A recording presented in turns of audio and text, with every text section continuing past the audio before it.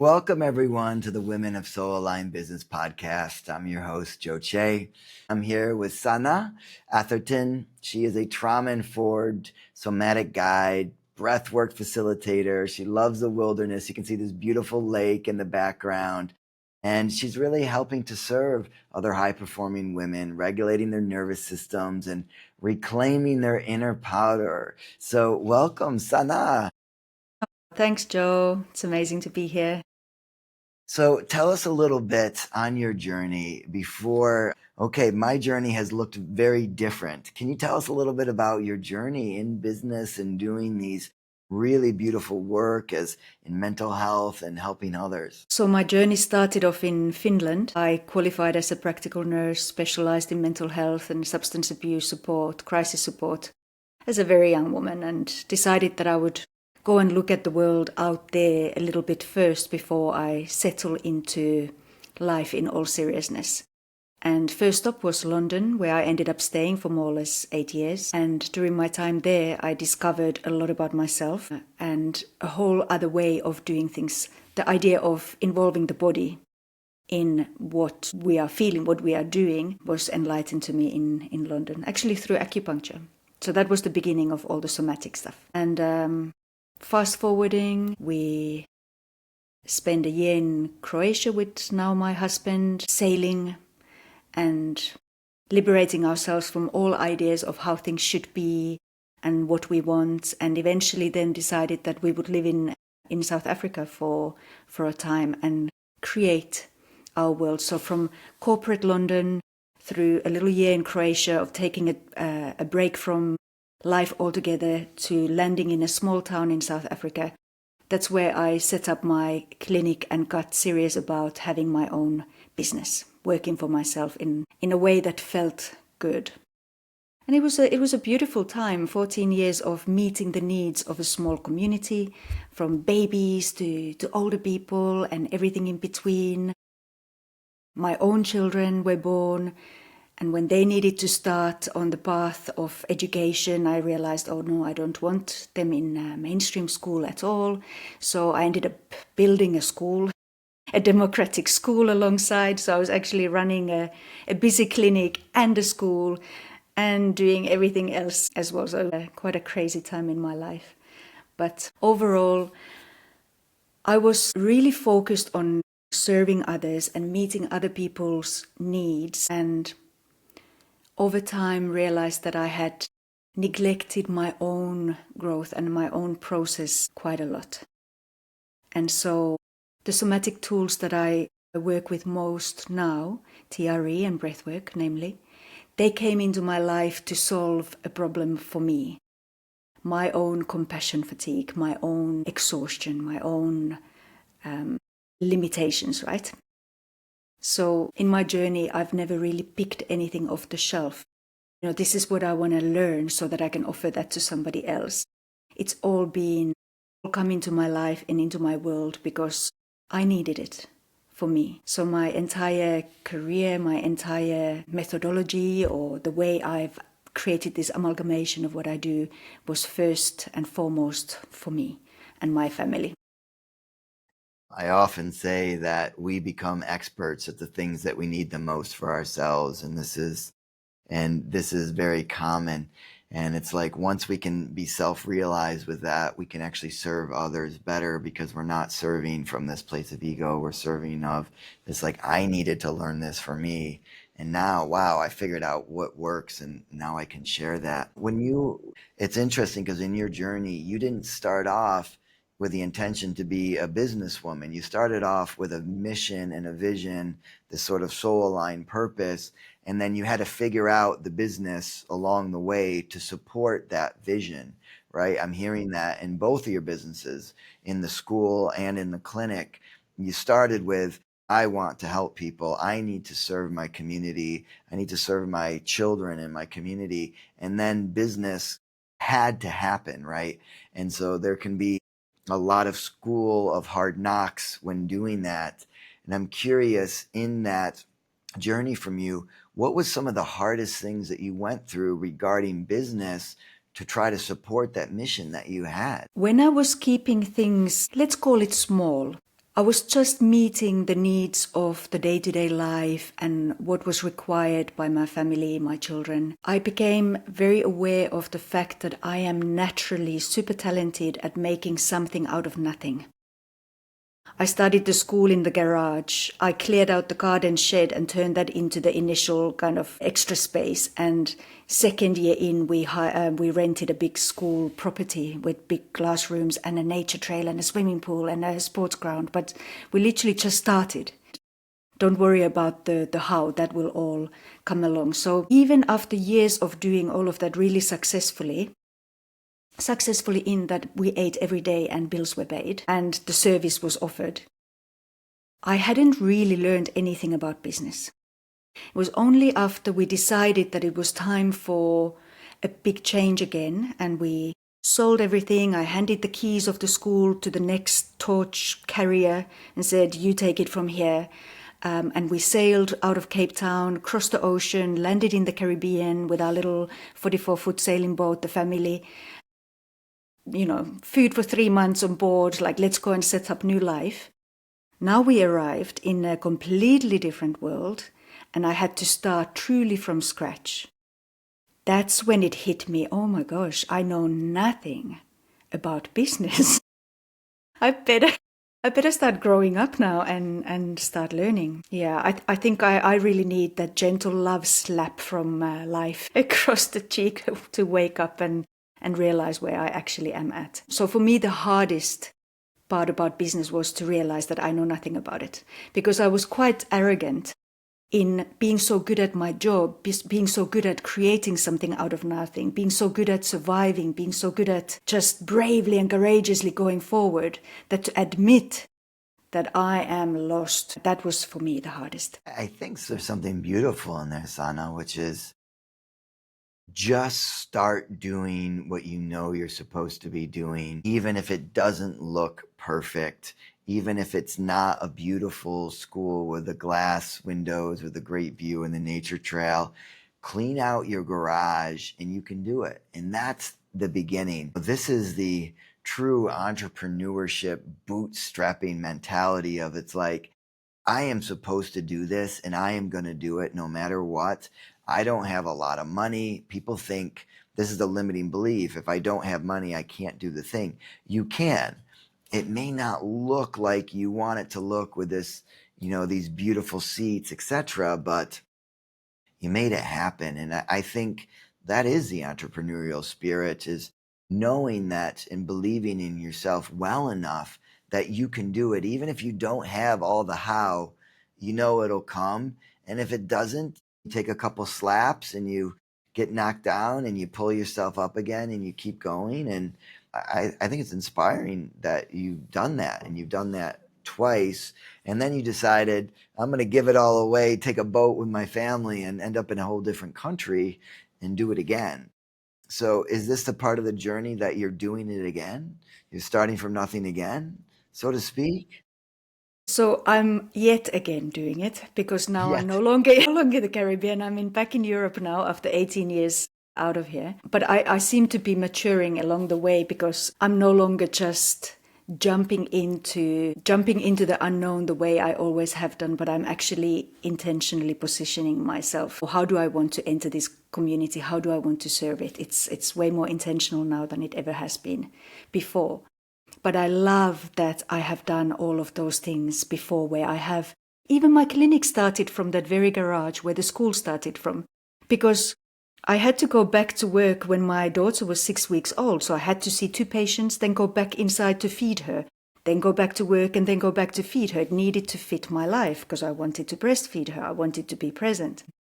So everything has started from whatever I had. And what was the most beautiful thing about Grenada, our time in the Caribbean, that enriched me, was I learned how to collaborate. I was like a mule in a way in South Africa. I would just carry the whole thing. I would just do it no matter what it takes. I've got this. I can carry it all. Whereas in Grenada, it was such a vastly different place with such a vastly different culture that I couldn't figure it out on my own. So I found the people that I wanted to work with, and I just rocked up and said, hey, let's set up a clinic together. I want to work with you.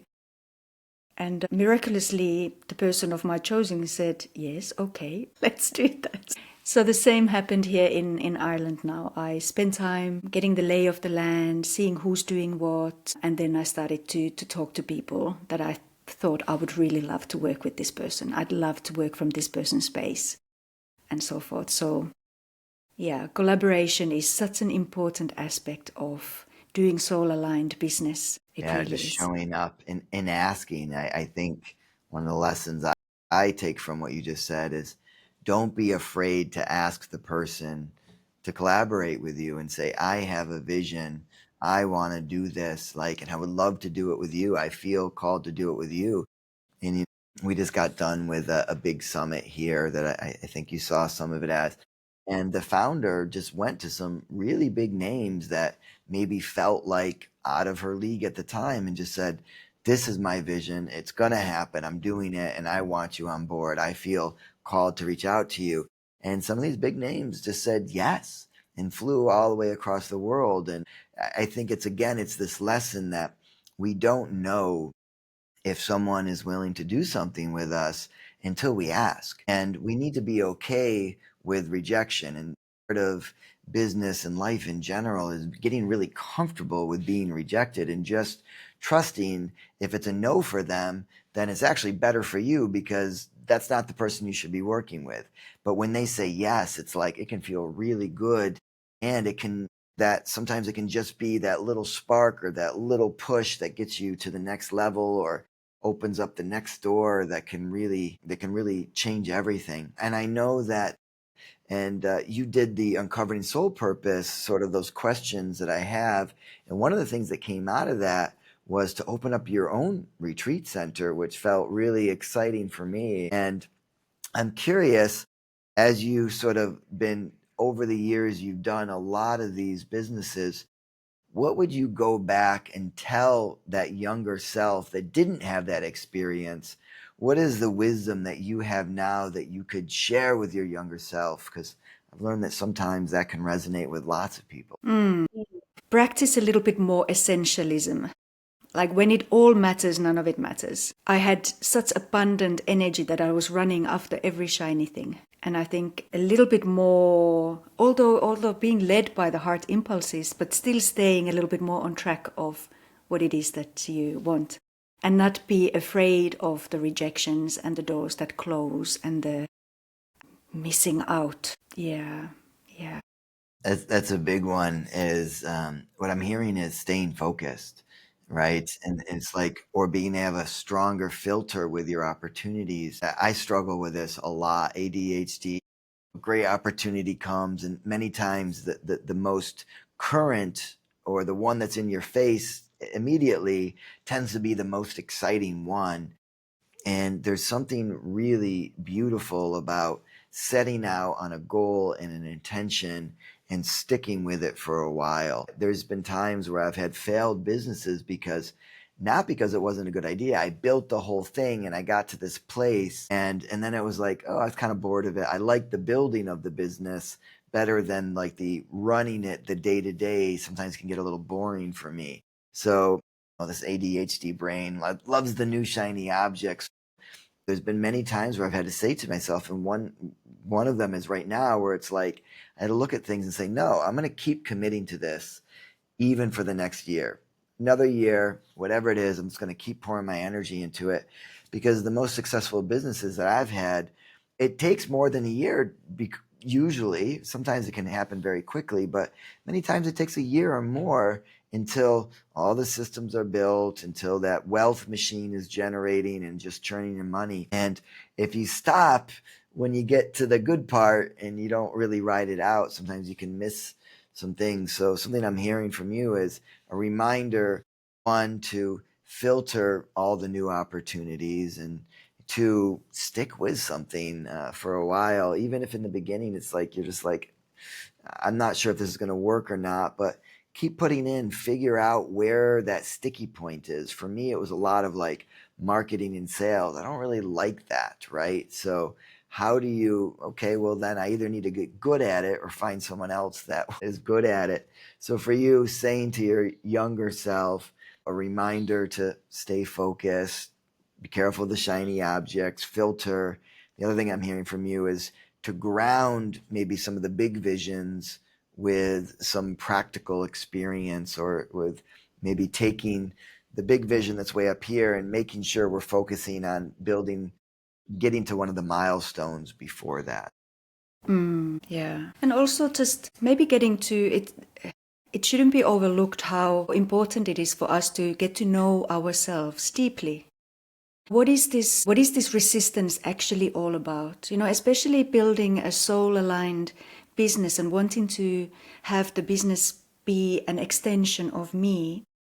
It can be very easy to think that I should just follow my feelings, but not necessarily. Feelings can't always be exactly trusted. They're not exactly the same as a heart impulse on, you know, where I'm supposed to be at, because feelings can also be generated by a fear of not being good enough, or shyness of potential expansion because I have to push through something really difficult to get to the next level, or am I making sense? So really kind of getting to know where the feelings are generated from, where are they coming from? I think it's a good question, because there's absolutely times, like, the question I would bring up is, how do we know the difference of when to follow that sort of impulse or intuition, and when to use sort of our logical brain, right? Because one of them sometimes, and then there's this other concept of being heart led, right? And I've seen this happen often, where someone has like what they'll call a download, and they'll say, the universe wants me to do this big thing.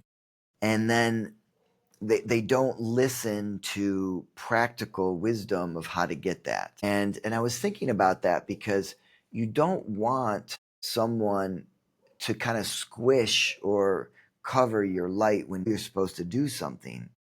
But also there's this sort of practicality of finding people that know how to do it, who have done it before, that can give you maybe the how to get there. So, like, how do we know when to listen to our intuition, and when should we listen to the logic, or people telling you maybe that's not the best way to go about it? Like, I tried that and it doesn't work. Because sometimes experience can get in the way and block us, and say, well, I tried that before and it didn't work, but you didn't try it with this person. So I've always wondered, like, how do we balance our past experiences, with the intuition that we have and what we're supposed to doing? Do you have any maybe thoughts on that? I would go back to what you brought up earlier, Joe, about the groundedness of what we are doing. Because if you can hold your vision, the download or the idea or the thought, what is the feeling that I'm getting from this? What is the feeling that I'm wanting to go towards? Is this an ego construct of a shiny object, or is this something that I feel deep in myself that I want to create? I think there could be a clue there. I think so. And also, what I'm hearing from you is deconstructing, taking the feeling, listening to it, feeling the feeling, and then also asking, where is this coming from? And you mentioned, is this ego? Is this coming from my ego, wanting to be big, or wanting to be on a stage, or, have followers? Or is this like, no, I'm supposed to do this? So maybe checking to see where that feeling's coming from. Is it a feeling out of fear that you need to step up into and be brave and say, what? I'm afraid this is not going to work. Maybe this is a little too out. I haven't sort of played this big in this world, but it's time for me to meet that edge. Or is it a fear of like being like, there's a knowing that this isn't really the right thing for me to do? So, like, checking in to where that feeling's coming from is maybe what I'm hearing a little bit of. And I think that kind of segues or circles back to another point that you made earlier, which is the why. Like wanting to stick with something for another year, and being able to take the knocks, and being able to take the lulls, and being able to take the squeezes and all the things. You have to have a very strong, clear why that pulls you through all of that. So that little bit of introspection and getting clear on the why can also then provide the fuel, right? To see it through. Yeah, I think that's a great question to be asking ourselves when I'm working with clients. one of the first things I do is like, why? Why do you want to be doing this business? What do you think it's going to bring you? Who do you think it's going to serve? And it's true, when we have that why, it helps us really ground down and being like, I am going to do this because this is my mission. This is what I'm supposed to do. This is how I'm supposed to serve in the world. And this is who I'm called to serve. And this is really important to me. And I believe in it. Because if we're just out chasing money, money can be nice and it can leave us really unfulfilled if we don't have that why.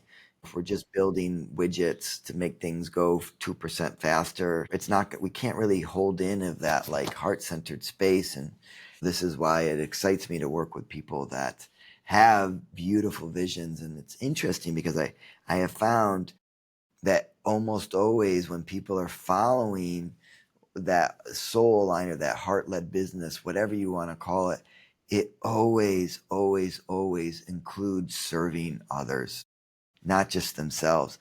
And by serving others in a way that's relevant, and that's really important because a lot of people miss this part of like soul aligned success, is that when you're not relevant to the world, it's still not successful, even if it's a beautiful intention. Like it has to be relevant to others. So Sanna, what is your why? Do you know your why? I feel that our why can change and it can evolve through the times. But just where I'm at now in my life, my why is very much linked to wanting to see more and more people empowered and sovereign, just trusting themselves and knowing that they're good enough and their individuality is so welcome and needed for the whole to be more diverse and strong. Yeah. It's a beautiful why. It feels like the most important thing in the world right now for me. And alongside then that, if I do that really well, then the impact for my family and my children and their experiences is of course significant.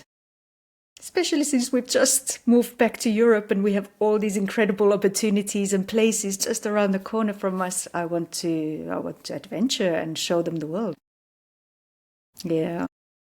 So I was thinking about what is my why underneath, and it's true. Sometimes it changes, but I think for me, it's I really believe that everyone has things. They have a purpose and a function inside of this ecosystem, this universe.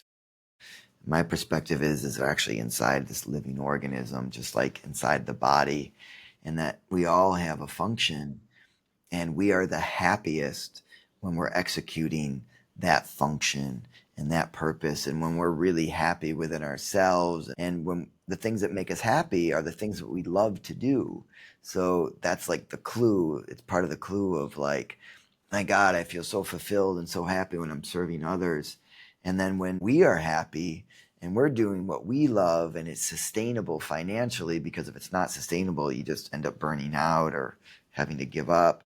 When you're in that place, then everyone around you, your family's happier, and then your community's happier, and you're, a model for others. You're serving others and the things that you're really good at in your zone of genius. So I think my why is just really helping people get there. And honestly, particularly women, because of my past with the New York and seeing inequality, and I think women tend to be more soul aligned, quite frankly, less less ego driven. Not that there's not amazing men out there, but yeah, I think that's my why, or at least That's a it's part of beautiful it. why. Yeah, thank you, I thank you. enjoyed doing the the soul purpose work with you so much. I Yeah, really, I found it really great to pause for a time and contemplate the questions. it took me years to find the right questions to ask. I've actually since added another question too to it. Yeah. From doing it so much with people, and it's been great because it's got like 100% success rate. A woman just left, and it was so cool to like just read all of these things in her whole history and then be able to process it. And I gave her a couple options, and she's so excited about it, and it's just like, wow. But then I realized, well, there's an extra question that I keep needing to ask as a follow up, so I need to put that in there.